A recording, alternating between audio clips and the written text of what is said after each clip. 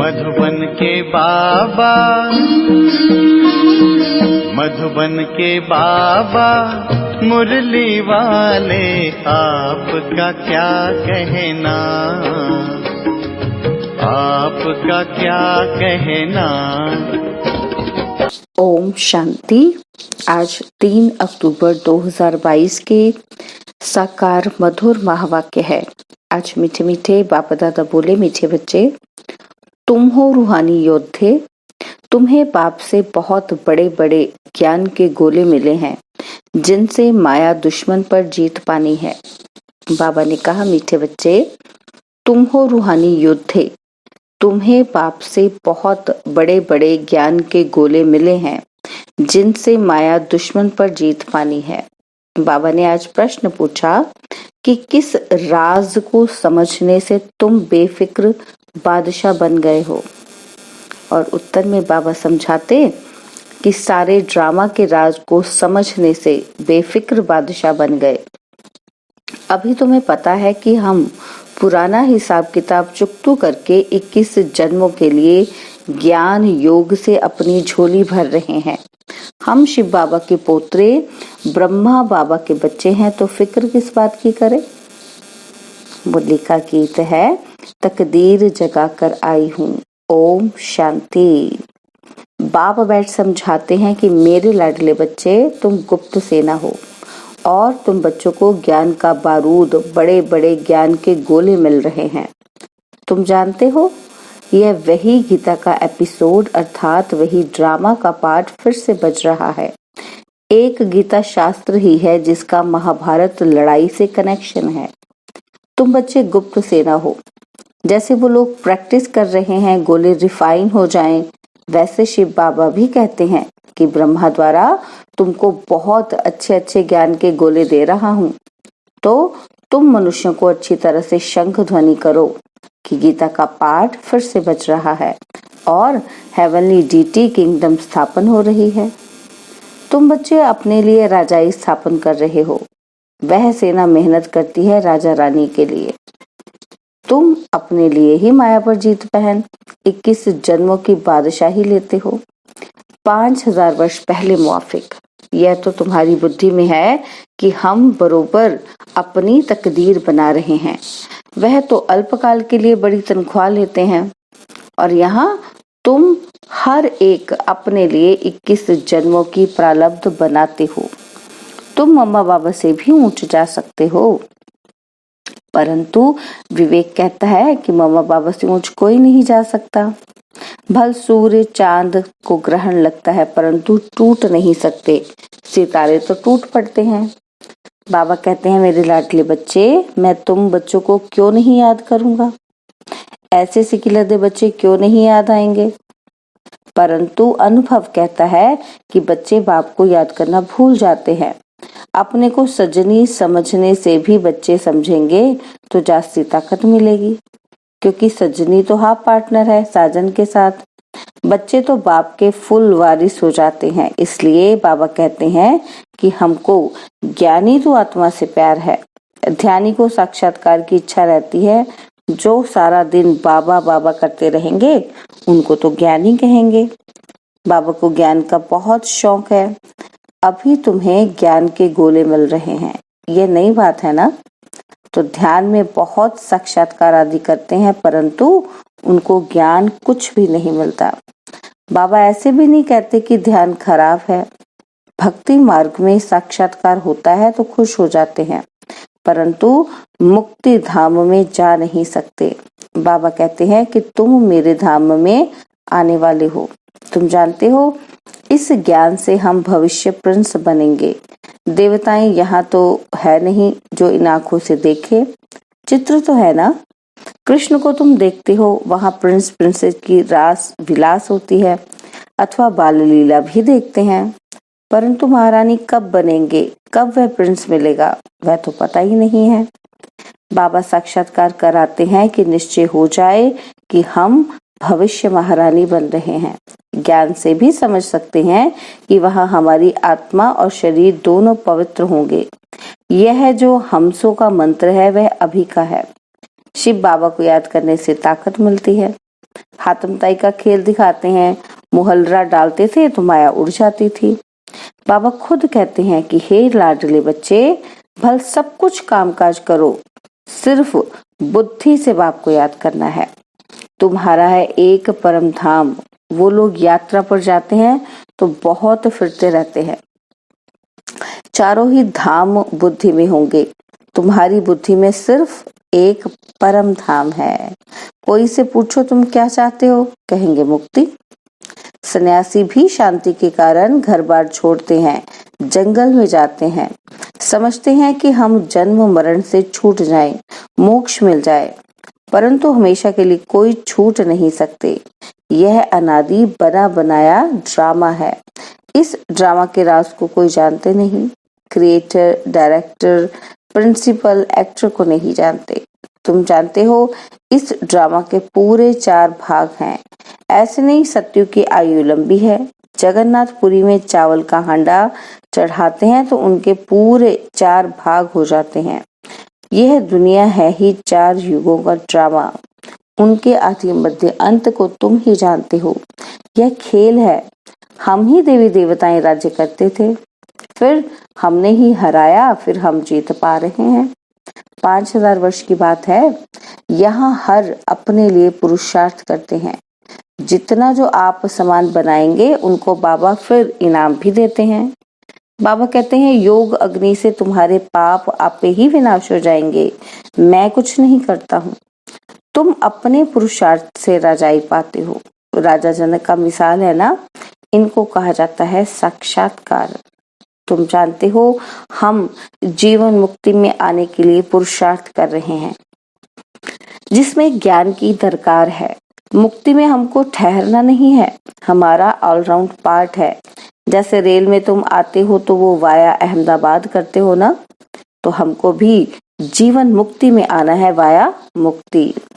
घड़ी घड़ी परम धाम को याद करो। उन स्कूलों में 5-6 घंटा पढ़ते हैं और यहाँ इतना नहीं पढ़ सकते। इसलिए कहा है कि एक घड़ी आधी घड़ी, इसमें अमृत वेला अच्छा है। स्नान भी अमृत वेले किया जाता है। एक बार मुरली सुनकर फिर ये पॉइंट्स रिपीट करते रहो। टेप में मुरली भरी जाती है। बाबा कहते भल तुम 15 दिन के बाद भी सुनेंगे तो भी सुनने से रिफ्रेश हो जाएंगे। कोई पॉइंट्स ध्यान में नहीं होगी तो झट ख्याल में आ जाएगा। मुरली के नोट्स अपने पास रखने अच्छे हैं। यह बारूद है ना, तो बहुत बच्चे तो नोट्स रखते हैं। जैसे बैरिस्टर, सर्जन लोग अपने पास भी बहुत किताब रखते हैं।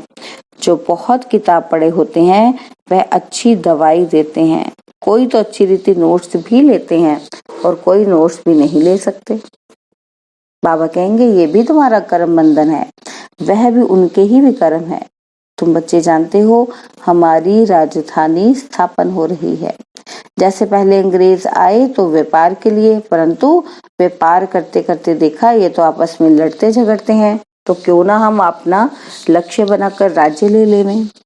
तुम्हारे लिए तो बहुत सहज है, कोई को मारने करने की बात ही नहीं। तुम योग बल से राज्य भाग्य लेते हो। सत्युग में लक्ष्मी नारायण को राजाई कहाँ से मिली? कलयुग की रात पूरी हो फिर सत्युग दिन होना है। दिन में राजाई, रात में धर्म चक्र। बाबा आते हैं तो हम धन के बन जाते हैं। कलयुग के बाद है सत्युग, अनेक धर्मों के बाद है एक धर्म। जिन्होंने कल्प पहले राजाई ली है वही अब ले रहे हैं। उनको कहा जाता है हेवनली डीटी किंगडम। अभी तो है हेल और निर्वाण धाम है ब्रह्मांड, जहाँ तुम अंडे मिसल रहते हो। तुम्हारी बुद्धि में सारे ब्रह्मांड और सृष्टि की नॉलेज है। कितनी सहज बात है। मुख्य है गीता की बात। गीता में भगवान का नाम बदल दिया है। यह है ज्ञान के कोले। एक बात को युक्ति से समझाओ। इस समय सब दुबन यानी दलदल में फंसे हुए हैं और बाबा आकर दुबन से निकालने के लिए साधना कराते हैं। माया ने पंख तोड़ दिए हैं, उड़ ही नहीं सकते। अभी सबको पवित्र बनकर वापस जाना है। तुम पुरुषार्थ कर रहे हो बाबा से फिर से राज्य भाग्य लेने के लिए। बाप समझाते हैं कि तुमको खुशी रहनी चाहिए। जो अच्छी तरह धारण कर आप सामान बनाते रहेंगे उनको बहुत खुशी होगी। नंबरवार जो पास होगा उनको जरूर खुशी होगी ना, गवर्नमेंट भी स्कॉलरशिप देती है। तुम्हारा भी माला बनी हुई है, बाबा कहते हैं तुम्हारी भी माला बनी हुई है। 108 की भी माला होती है और 16,108 की भी होती है। एक बॉक्स बनाते हैं, उसमें डाल देते हैं। अब तुम समझ गए हो कि ये माला किसकी है। रुद्राक्ष की माता है। पहले है ब्रह्मा की माला, पाप रचना रच रहे हैं ना, जो ब्रह्मा के दिल पर चढ़ते वही शिव बाबा के दिल पर चढ़ेंगे। यह है ब्रह्मा की माला।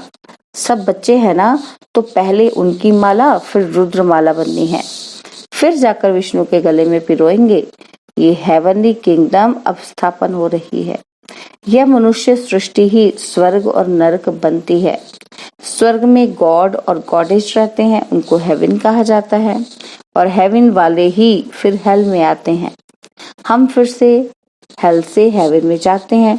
माया पर जीत पाकर जगत जीत बनते हैं। तुम कहेंगे कि हमने ये पाठ अनेक बार बजाया है।